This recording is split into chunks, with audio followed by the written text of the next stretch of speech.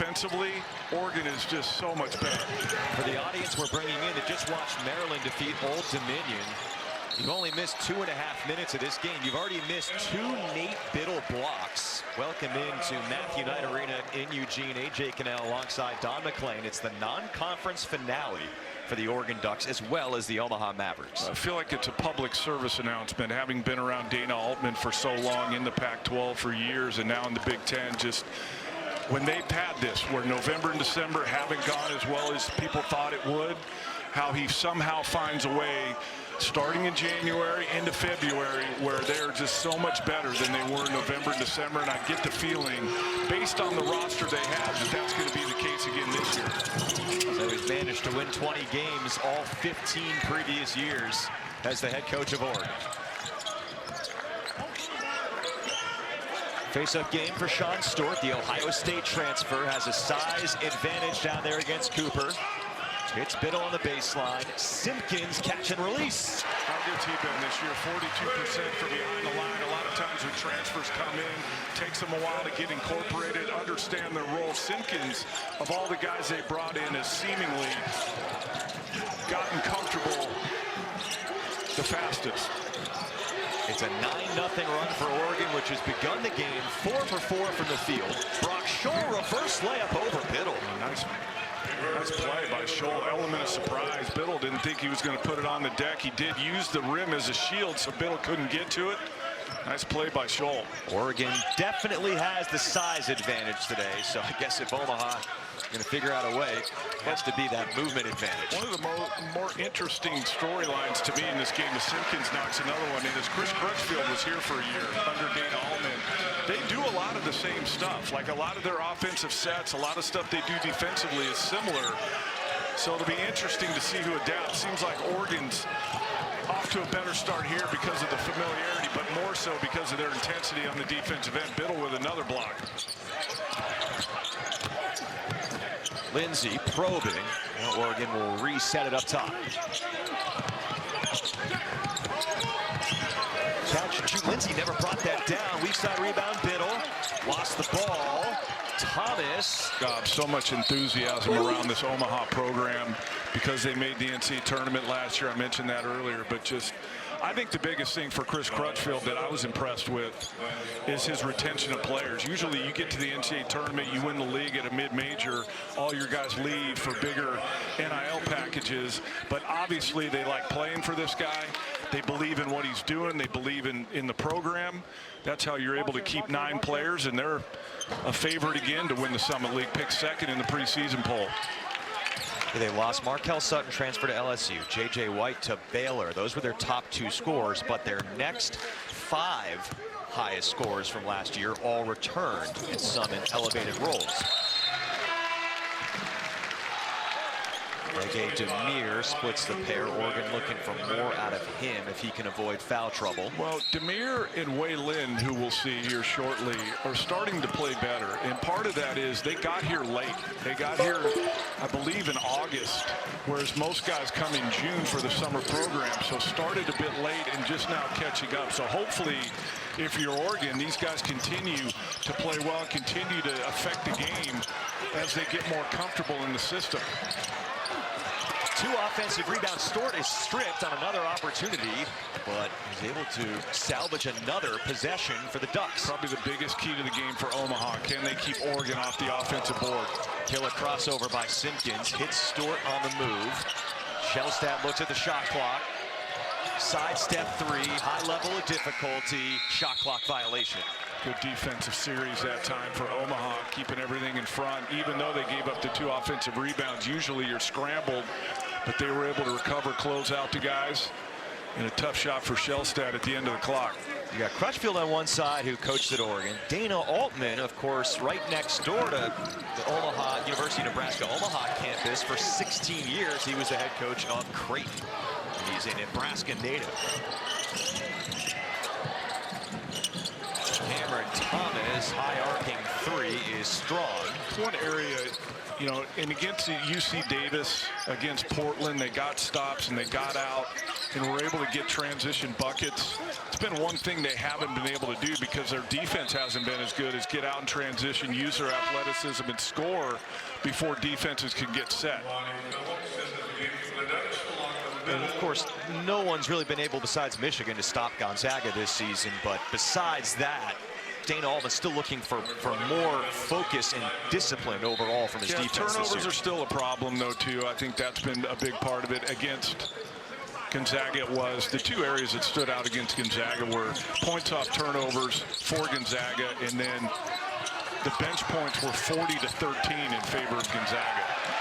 Demir connects with Biddle, and this is all Oregon at the start. Because we know that once we get back into Big Ten play, the scouting reports are better, and they can't just rely on Shellstad and Biddle every night. Like, the other guys are going to have to step up. They're going to have to get more from their bench if they're going to win games. That hasn't happened yet to this point of the season. Thus, the 6-6 record, tied for the worst start under Altman, but a 14-2 run right now for Oregon. Valentino Simon lost the handle as he tried to float that up. Here comes Oregon again. Trailer catch, Biddle. Good extra pass to Shellstad. Misses the three. That's one thing, too. I mean, this has been why they're 6-6 isn't one thing or two things. It's a lot of little things, and I think Shellstad shooting has been one of them, too. So he gets that one to go in. But the thing is he takes a lot of threes, but he's only shooting just over 31%.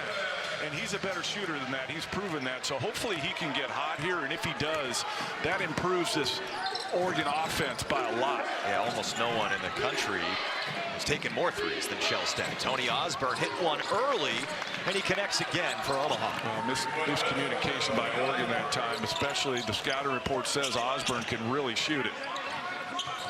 By the way, Oregon out-rebounding Omaha 11-3 already. Knew the Mavericks could be in for some difficulty in that category. Demir, all sorts of size down there. They have him and Biddle both in the game right now, and that's going to be another offensive rebound credited to the Oregon team. Well, it's interesting talking to Chris Crutchfield this morning about they're primarily a man team, but he feels like they have to mix it up, which a lot of mid-majors do when they come in here, mix it up defensively. But we'll see some zone on the heels of what I just said, that Oregon's percentages aren't great so far in this season, so they're going to kind of dare them to make shots. Jamari Phillips sneaks in there off the Biddle air ball, and Biddle is able to capitalize. Bucket and the foul. Haven't seen any zone yet from Omaha. We'll see if we do. But the biggest line item, I already mentioned it, is Omaha's got to find a way to keep these Oregon players off the offensive board. So far have not been able to do it.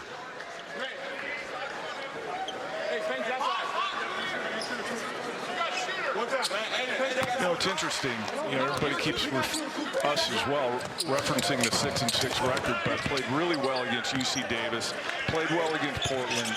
You know, played Gonzaga top just a couple areas they weren't as good in and didn't beat them, but Gonzaga top 10 team in the country. So I still feel like they've turned the corner, especially with you know, injuries. Even though Evans isn't playing tonight, we're going to see Pryor tonight, I think, at some point. But they play well here tonight and win this thing going away. I feel like they will have created some of that momentum restarting Big Ten again. Cooper is open. Two straight wide open looks for Omaha. The last one was hit by Julian Margrave.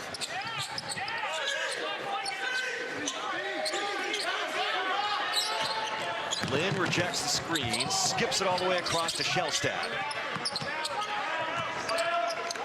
Being guarded by Grant Stubblefield, coming back from injury for the first time in a while for Omaha. Phillips for three late in the shot clock, pops in and out. Nice if they could get some contributions from Phillips, too. Talented offensive player. Hasn't gotten a big opportunity yet, but he can score. We talked about bench points earlier. If he can get good with the defensive, it just makes it that much easier for the rest of the Oregon players, and Oregon that much better. You saw that graphic was post-injury.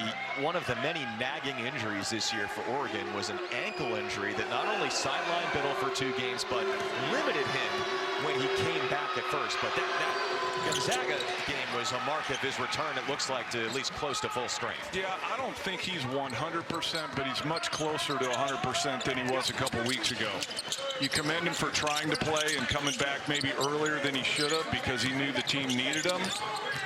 But he looks more right now, and I think he'll continue to look right or more right as time goes on, as long as nothing else happens. Hopefully not. Wade Lynn fires away. Phillips levitates for the offensive rebound, but the Mavericks come down with it.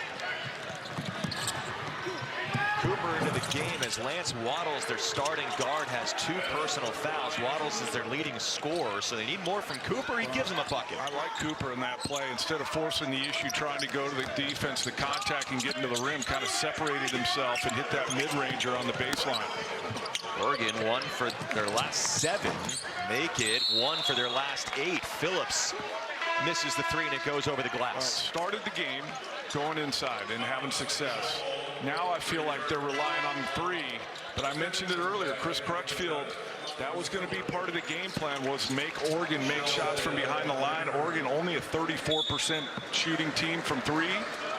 And so Oregon can't just take them because they're open. Their advantage is inside. You have to have good balance offensively. Take some when they're open, but also get it into Biddle and Stewart and those guys where you have that size advantage.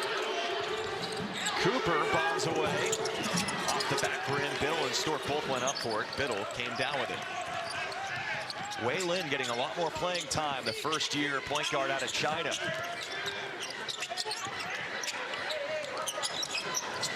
Jamari Phillips getting an extended look. Now Biddle, hands for Lin. Lin scored a career-high 9 against Gonzaga.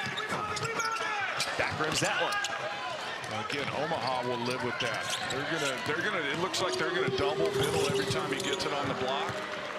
And now Omaha starting to score at this end. Grant Stubblefield narrows it to 5 on a 7-0 Omaha run. There's no way, yeah. Now play out of it. They're coming on the dribble. Osborne just took it from him. And the lead feed. Cooper collides into Simpkins, who holds up in transition defense.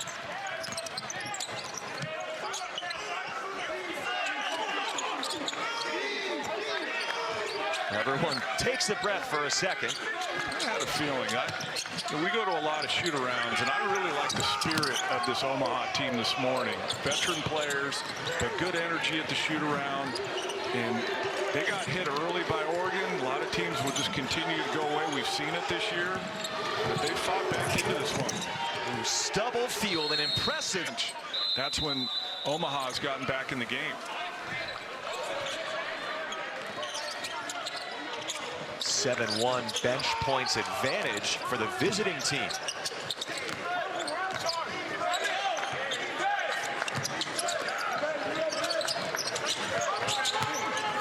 Oregon snap out of the slump. Biddle is fouled. Omaha doesn't like it, but Nate Biddle to the free throw line. Well, you can tell Chris Crutchfield and his staff, detailed scouting report, they are playing. Look at where he plays him. They're sending him back to his right shoulder. They know Nate Biddle loves going one dribble to his left shoulder, right hand. Nate Biddle's got to recognize that. He's a veteran enough player that they're overloading on his left shoulder. He's got to spin back to that right shoulder. He'll have an easy layup. Another thing, Oregon this year has gotten to the free throw line a good amount. Haven't always been making the free throws. Biddle 1 for 2 on that trip.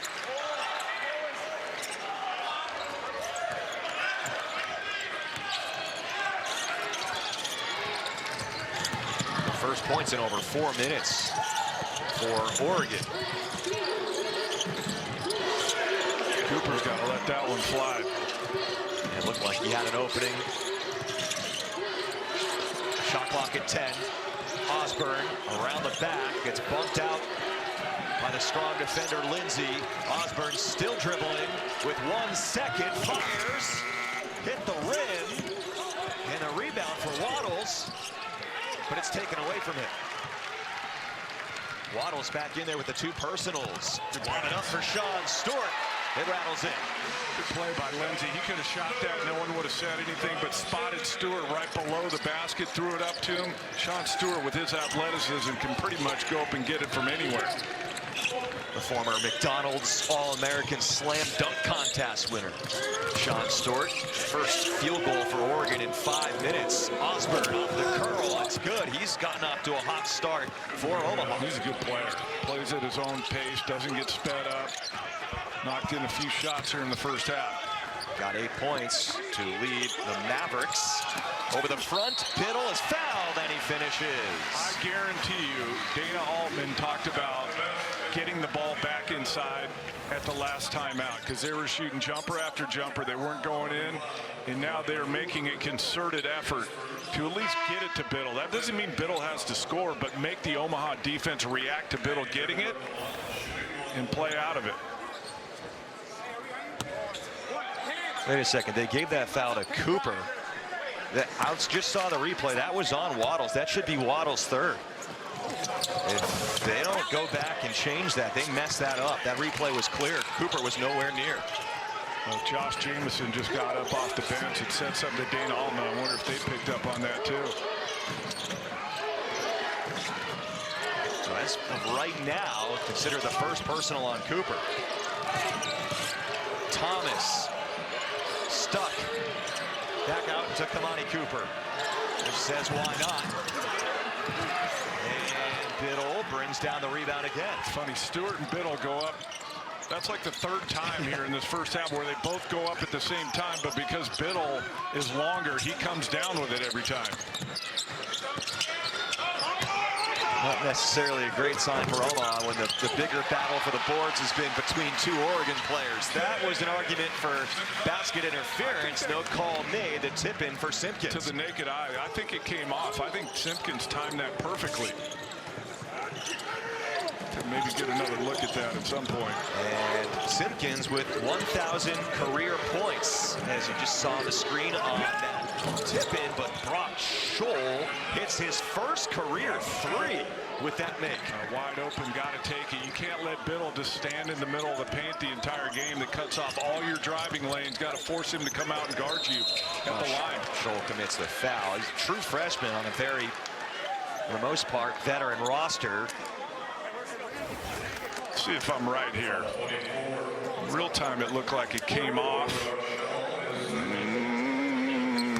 Man, is that close. How about the foul?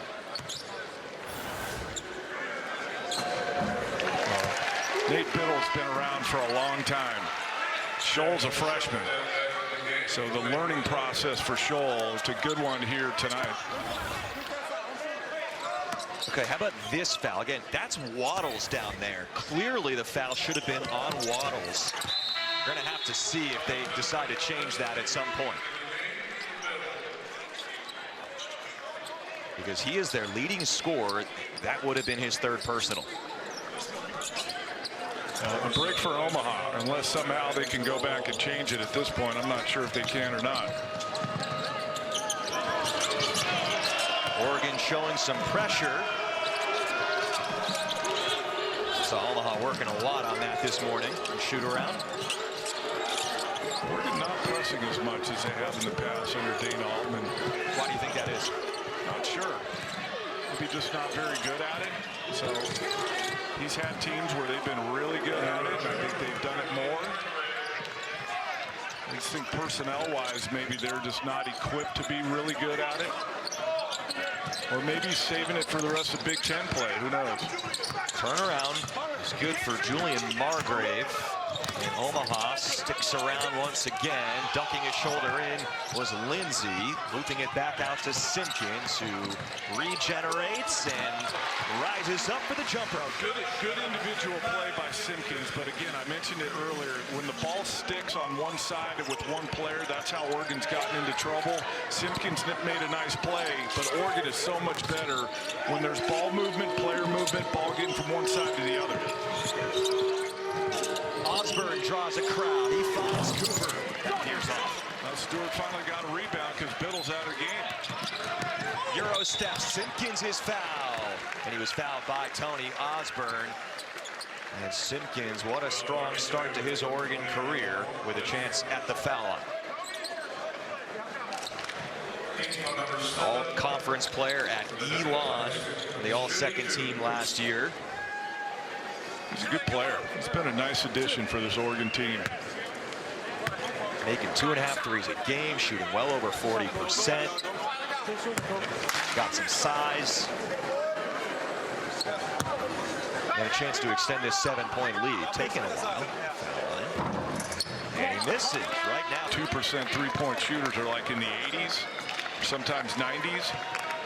I think players today spend so much time practicing threes and don't practice free throw shooting enough. That's why you see that discrepancy. It's hurt Oregon tonight. They're 4 for 10 as a team. Good move by Thomas, who did he keep those feet down? The scores table alerts the officials that the next time out you need to take a look at it. They took a look at it and determined that that foul was on Waddles, and that's his 3rd foul. Clearly just an error really here. You know, Cooper wasn't even in the picture. Oh, you learn something new every day. I didn't know what that protocol was for that. But it's as simple as the teams just alert the scorers table. The interesting thing, though, is that they still got a couple extra minutes out of Waddles before they figured that out. That's right. But they have to wait for the next media timeout. Now he's out for a while with 3 personal fouls. Their leading scorer, number 3 in the Summit League, at 18 points a game. They're already missing their starting center, Christian Richardson. Oregon is missing Kwame Evans Jr., and it looks like Devon Pryor is close. He warmed up for the first time in a while, but hasn't been in there yet. Well, I thought he was playing. Should be back soon based on the fact that he warmed up for the first time. Usually guys don't warm up unless they're playing. I don't know. Need to hear the protocol on that, too, as Stubblefield loops it in. Give Omaha credit. They keep answering. Looks like Oregon's going to make another run and push this lead out, and here we are back at 4 again.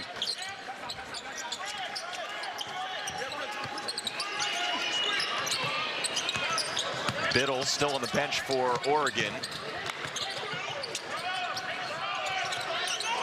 Phillips was a little uncertain there. Finally gets it to Kopsisti. Didn't even play against Gonzaga. No. Connects for 3.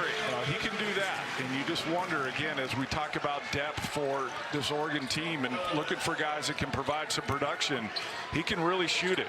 And if he gets an opportunity, if he start to get confidence, he can really help this Oregon team with his 3-point shooting.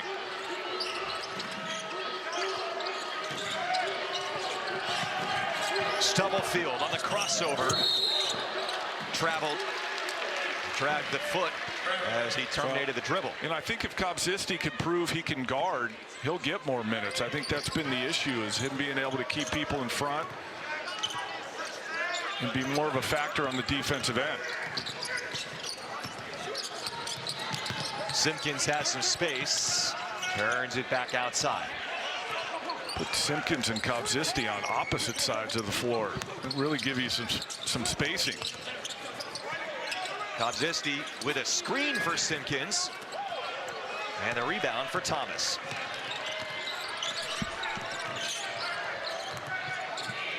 Oregon led by 13 early on. Omaha came storming back, and the game has come to a rest at arm's length here. Margrave, a couple of buckets already. He can really shoot it. Misses the deep 3, and the rebound ripped away by Simpkins. Shelstad catches a glimpse. Kopsisti the rebound. He's blocked on the way up. Stort another opportunity. Not surprising. We knew that would be an issue. You hope if you're Chris Crutchfield and his staff that they'd be able to keep him off, and it looked like they weren't going to be able to keep him off at all. They've done an okay job, but I think Oregon in the second half is really going to look to attack that area. 10-3 offensive rebounding advantage with 60 seconds to go in the first half. The lead is back to 9. Osborne the drive and kick, not a clean catch in the far corner. But Margrave gets it off, misses again.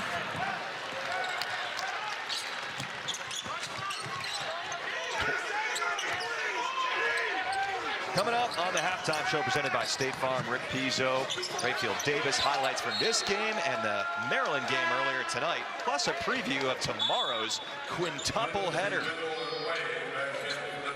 Happy to be able to say that word on television. Well, I'm happy to be able to say that we're restarting conference play. No offense to any of these teams. And then the schedule gets really difficult in a hurry after that first trip, as it's gonna Chris Crutchfield frustrated because they did spend a ton of time talking about press breaker this morning at the shoot around and executing against Oregon's press. Shelstad nearly created the turnover. Another chance to try and break the press. A trap against Cooper. And now they break it. Limited differential here, game and shot clock. 6 seconds. You feel like Oregon will get another crack at it. See how Omaha chooses to manage this.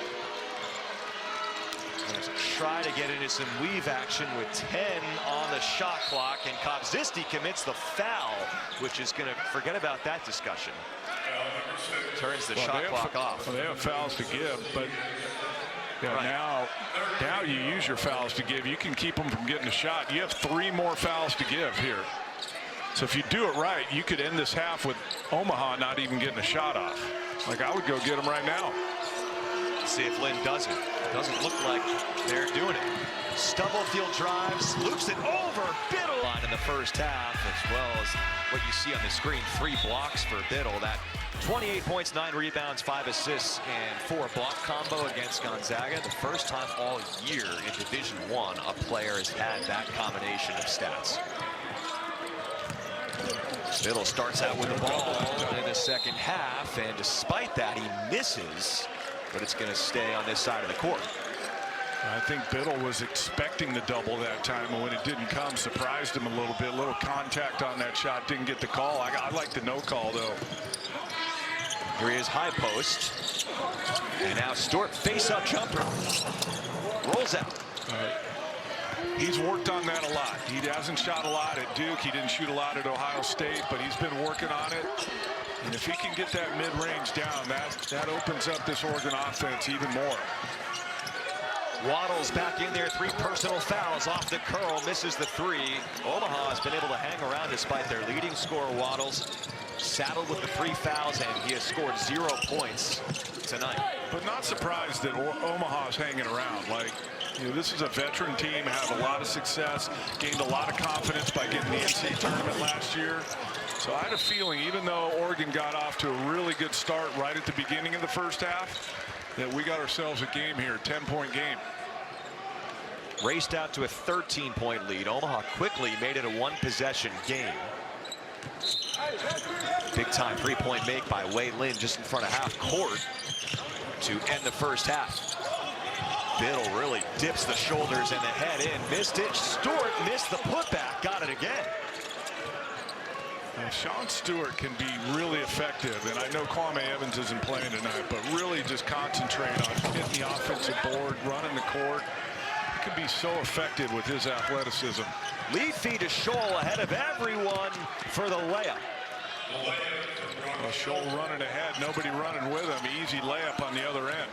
Despite the 14-3 offensive rebounding advantage, Oregon just up by 8. Biddle from the corner. It's good for 3. Second 3 of the night. Scholl's got to get out there. Like, if he'll shoot him if you don't get out there. Much improved this year from behind the 3-point line. Saw it there, corner 3. Back out to 11, the Oregon advantage. Rescreen for Cooper. Hits Scholl on the roll. He pauses, gives it back out to Osborne. Screens for him. 5 to shoot for Kamani Cooper. Sidestep triple. It's good. I don't think you can live with possessions like that. Tough contested corner 3s at the end of the shot clock. But Cooper gets that one to go down to cut this back to 8.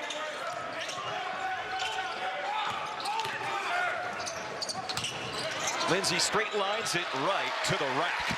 When you have good spacing, that's what can happen. Lindsey, with his athleticism, puts it down straight line to the front of the rim, but everybody connected to shooters on the perimeter. The paint was wide open.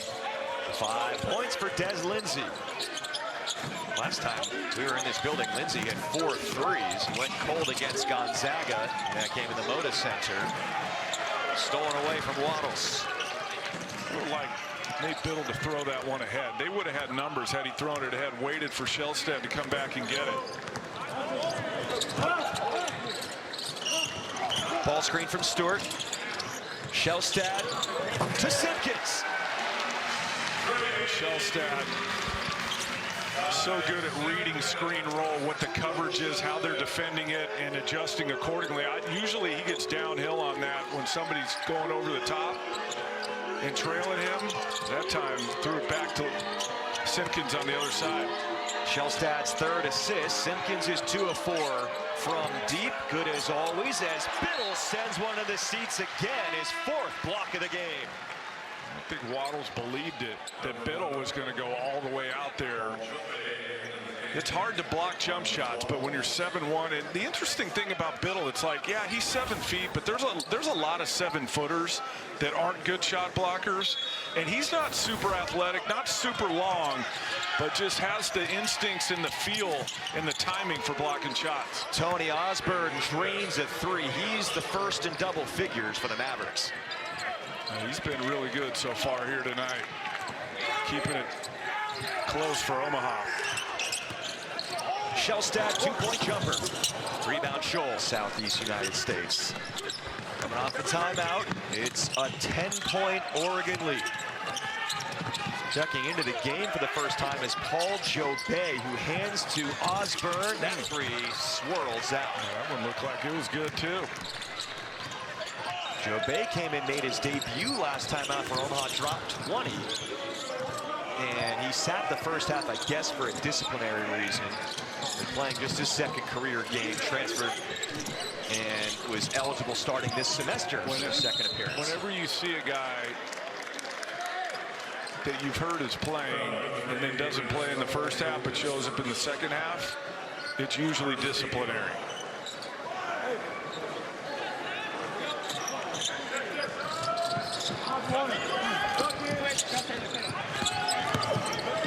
Stewart elbowing, hook shot, wouldn't go. And a nice long rebound for Stubblefield. Osborne, quick skip ahead, stolen by Stewart. Simpkins has his eyes up. Shellstad was ahead of the pack for a second. A missed opportunity for Omaha there. Had numbers on the break. Well, they got Biddle in the post.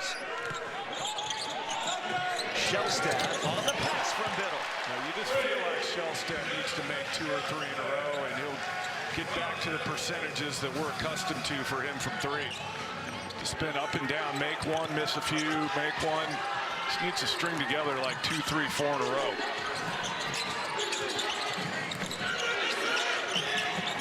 See if Waddles can hang around in this game with 3 personal fouls, and he can't buy a bucket. Still a donut for their leading scorer on the season. So hard once you get into foul trouble and you're the primary scorer to get back in rhythm when you've been sitting.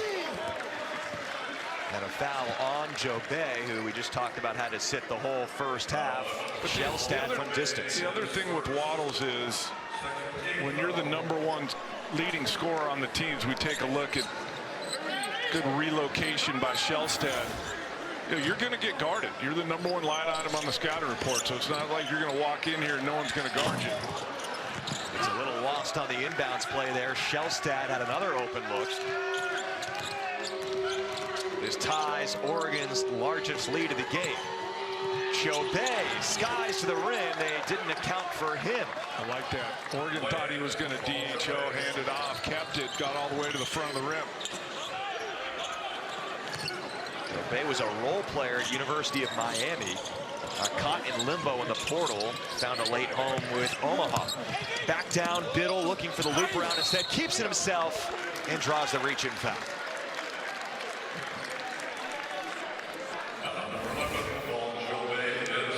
As he takes it, fakes the handoff.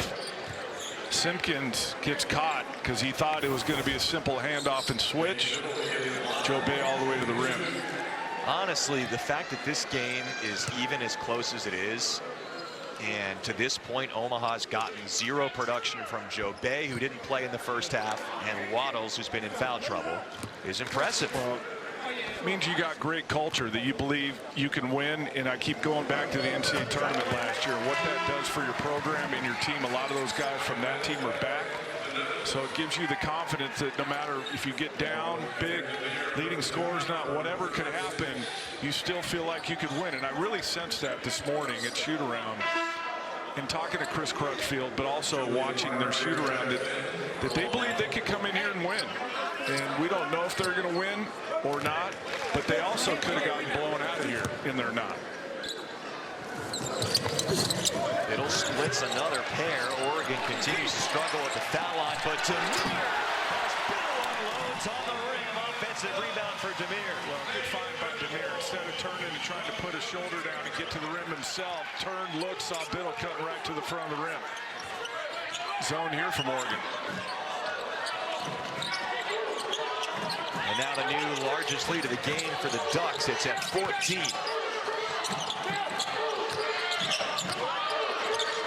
Oregon's brand of zone defense is a matchup zone. It's a little more fluid than you're used to seeing some other zones, as Shellstack has called for the foul. Well, Joe Bay got the foul there, but you're not going to beat a zone, especially with the size and length of Oregon, by dribbling. You got to move it, get guys moving into the middle of that zone.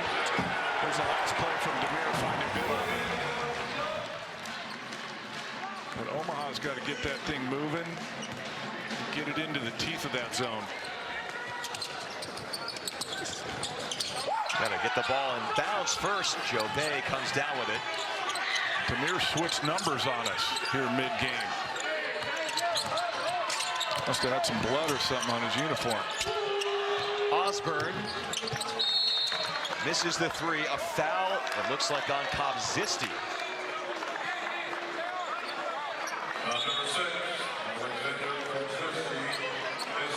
And that's his third.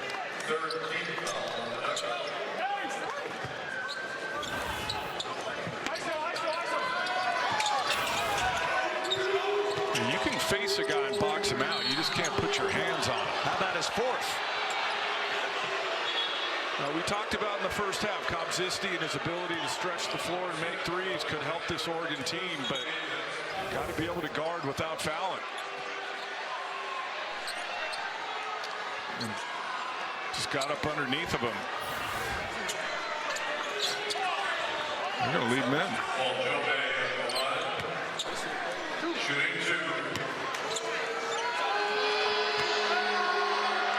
Part of the rationale, not normally an extended minutes guy, didn't even play against Gonzaga. Now he's coming out.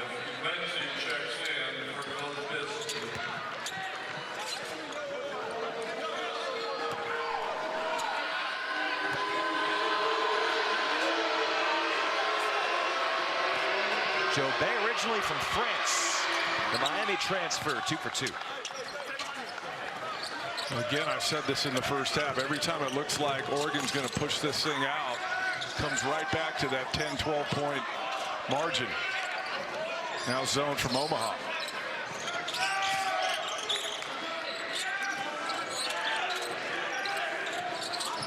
This is something Oregon might see a decent amount of in conference play. So trying to force them to shoot over the top. And there's a hand check foul there before the layup. Is that fair to say? That Oregon's got to get ready to see more zone? Well, I think everyone's different, but Simpkins has to know that once we get back into Big Ten play, people are going to be closing out. And there you saw him attack that closeout, try and get into the paint, got the foul. And it's the fourth on Lance Waddles. Good kick out. And it's Wei Lin. Hit from half court, couldn't hit conventionally. Stubblefield. Lindsay out pressuring Joe Bay, who wants to release it. Re-cue it. Grant Stubblefield, that big carry through, and he lost the ball. And he's down at a heat. Demir. Lin, the look off and the finish. Good hesitation there. Could have kicked it out, didn't, kept it. Easy finish at the rim. Starting to maybe gain some confidence. Wade Lynn went 3 for 4 from the field against the Zags for a career high. Couple of buckets in this one. A tough start for him, and maybe lost some confidence. Had to start the first game of the year because Shellstead was out. Tough ask for a guy that came into the program late in the summer.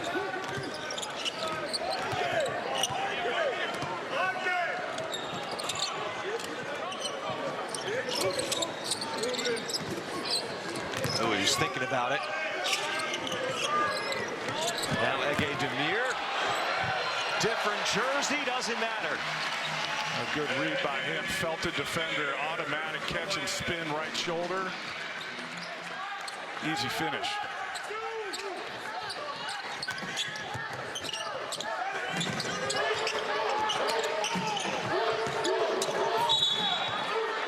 And Biddle's taking advantage. In this final tune-up for conference play for each of these teams, Oregon starts out with Maryland and Rutgers on the road. Then when they come back home, Ohio State and one road game against Nebraska, back at home for Michigan. But that's quite a stretch upcoming for Oregon. So one final tune-up here today. Absorbed some punches from Omaha. They're up by 16.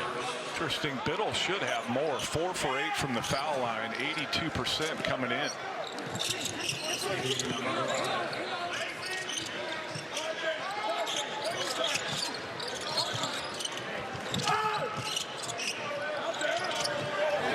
Demir hauls it in, turns. Couldn't drop it in the first time, but tips it in. As time goes on, you would hope Demir starts to finish some of those plays. Obviously dunks a lot of them, doesn't miss those, but a lot of those touch shots around the rim haven't been going in consistently. Hopefully that improves as Oregon gets into Big Ten play. Is that one of those game things that's at times hard to rep in practice? Or is it something that you feel like you can rep and get better at? I think just for him, reps in general. Came in late, we mentioned that in the first half. Just getting comfortable with his role.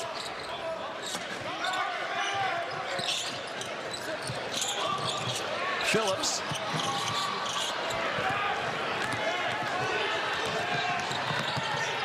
Cooper. Job by Phillips going vertical. Got him to miss.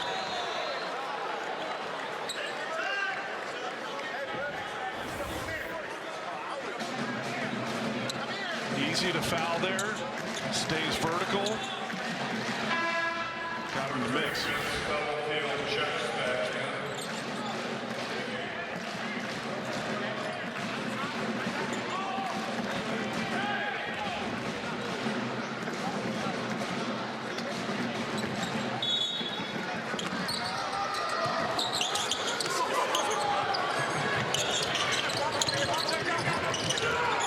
Back-away three. Tony Osborne with 14 on 4 threes. He got it going early, made his first couple, and he's kept it going. Keeping Omaha just close enough, plenty of time to go. 9 minutes, only a 12-point game. Another guy has missed some time with injuries for Omaha, which has had their fair share of those issues. Biddle, nice shot fake. Shellstead was open. Timeout, Oregon. Well, 2 in a row now for Shellstead, and I speculated earlier if he could get 2, 3, 4 in a row to go and get back on track for the season from behind the three-point line. Timeout, Oregon. We're going to take it with 8:49 to go in the game and a 15-point Ducks lead. We saw Osborne connecting for Omaha get reviewed. This is interesting. Haven't seen this a lot here early in the year. Lynn, Shellstead, and Phillips all on the court at the same time.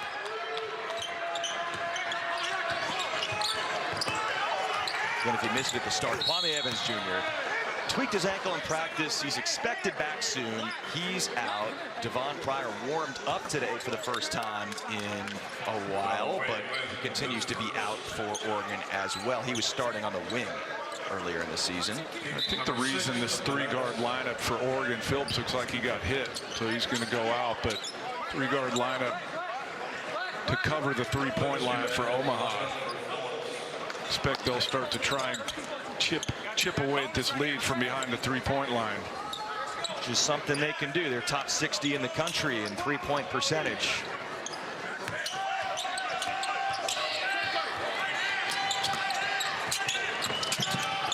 And it's Osborne. He's been the guy from deep. Misses. Simon. Putback was blocked. Got it back again. And wait a second. Just fouled and 2 free throws.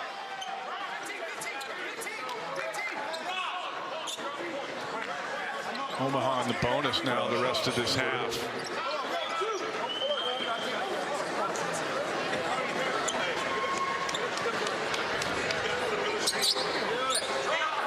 First of all, Stewart, 17 foul. Simon at the line, shooting 2.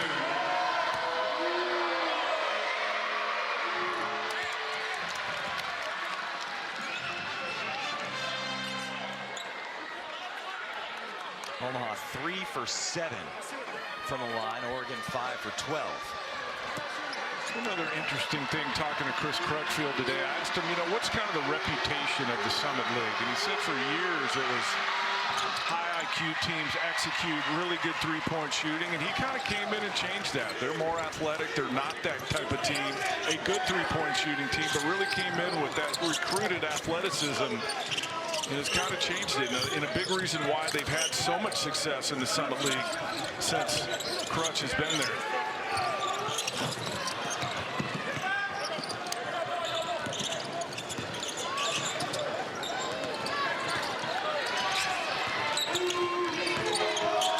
With under 8 minutes left, Stubblefield stumbles and loses it. Shellstad probing. When trying to come back from 15 down, can't have unforced errors like that.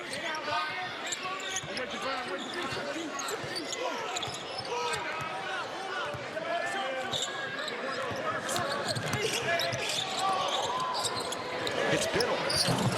It's a miss. Starting to get a little more reliant on the three-point line again as Oregon got him into trouble in the first half. That is a high arcing shot, and it's good. Stewart working against Joe Bay, just bullied him.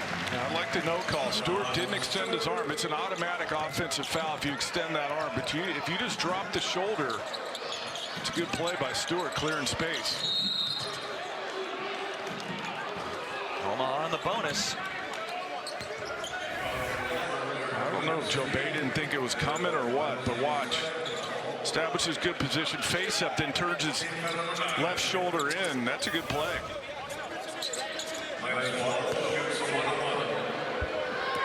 Waddles is just 55% on the season. This is a 1-and-1. And of course, he makes it.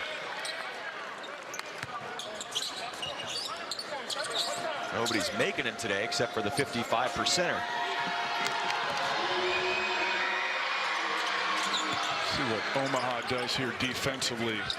Try and speed up the game, maybe try and turn Oregon over a little bit, get some extra possessions. There you go. They turn it over. It's Stubblefield blew the layup.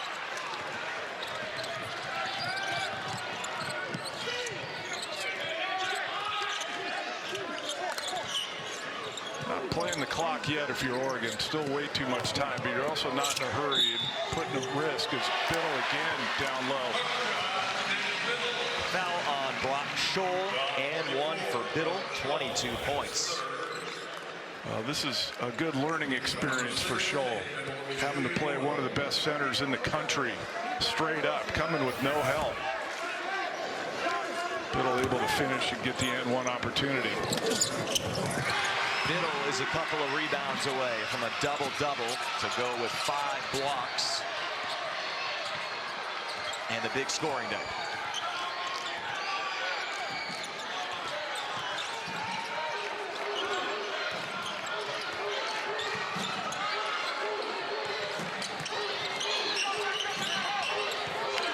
Joe Bay working against Stewart. Gets Stewart in the air, turns and misses the baseline jumper. Tough By angle. Stewart, not fouling him, got up in the air, but was able to get away from Joe Bay and not put him on the foul line.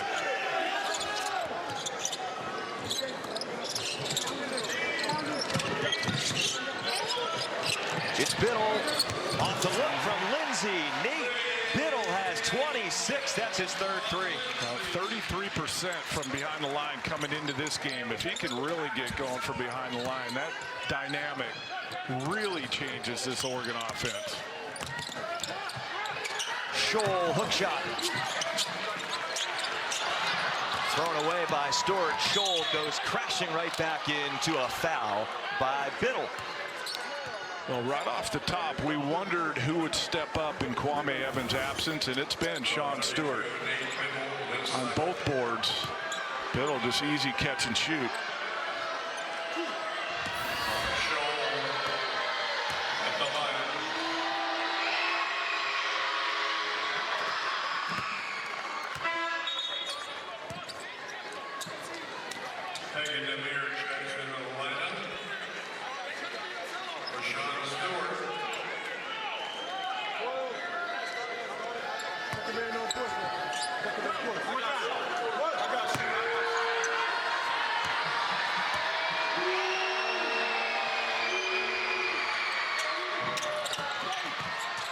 But offensive rebound, Lance Waddles. Osborne swings to Paul Jobay.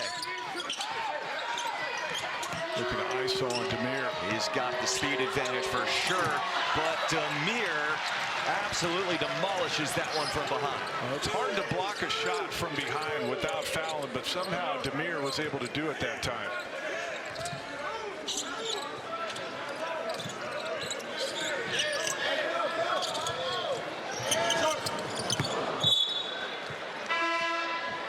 Too close for Biddle tonight. Come on, Sean Stewart back in the lineup for Biddle. An unfitting way for Biddle to take a seat if that ends up ending his night. Had a great night overall, 26 points. I think unless Omaha makes a run here, it's probably the last we'll see of Biddle. Up 18. Yeah, a guy that they need to prioritize his health. And still, I said it the first half. I still don't believe he's 100%, but much closer than he was a week or two ago. Shellstead. Clank. Rebound to Demir.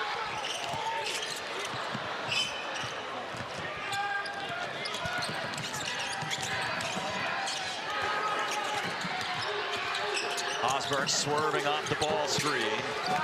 Bounces right into the arms of Scholl, and he draws a reaching foul on Des Lindsay. If there's one thing that Dana Altman will probably talk about, is fouling a little too much here in the second half, putting Omaha on the line. But as you mentioned, neither team's been really making a lot of free throws, so it hasn't hurt Oregon. But all these habits that you're trying to build in the non-con to take into conference play, one of them, be able to guard without putting the other team on the free throw line.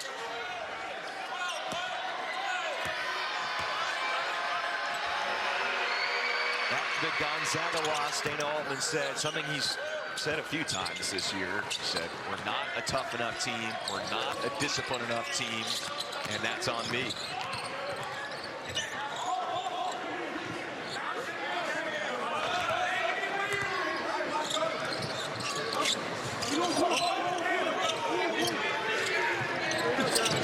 Shellstad straight away triple. Has made 3 of his last 4. That may be the biggest plus of the night. Is Shellstad talked about his three-point shooting, just under 32% on the year. He's obviously a much better shooter than that. He's proven it.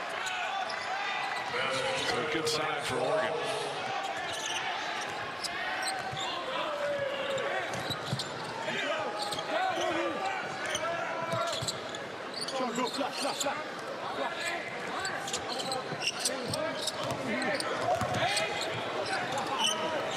Simpkins has an opening, and that one is good. When the ball's moving, they get quality looks. And they're making them tonight from behind the three-point line. And that is the 12th made three, which is a new season high for Oregon.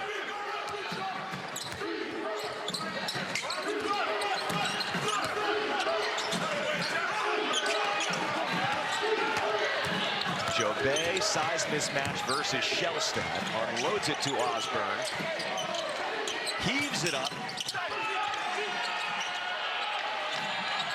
Now I think you see Oregon start to run this thing down, up 21.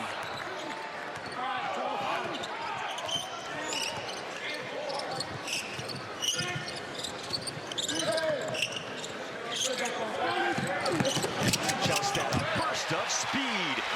13 points for the point guard.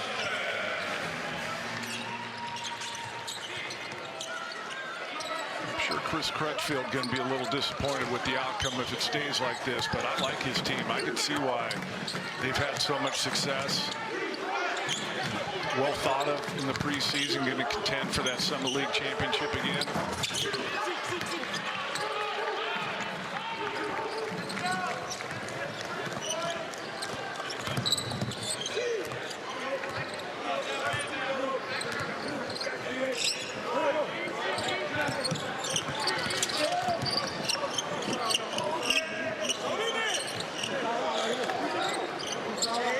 Oregon pretty content just to use the shot clock, get what they can late in the possession, and the offensive rebound for